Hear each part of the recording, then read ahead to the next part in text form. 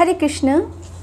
ধরো তুমি কোনো পুজো করো না, কিন্তু তুমি মুখে সর্বদা নাম জপ করো, অন্যকে কখনো কষ্ট দাও না, কারোর কখনো ক্ষতি কামনা করো না, সবার মঙ্গল কামনা করো, যথাসম্ভব তুমি অন্যকে সাহায্য করার চেষ্টা করো, অসহায় মানুষের সেবায় নিজেকে নিয়োজিত করো, সেটা তোমার পূজারই সমান।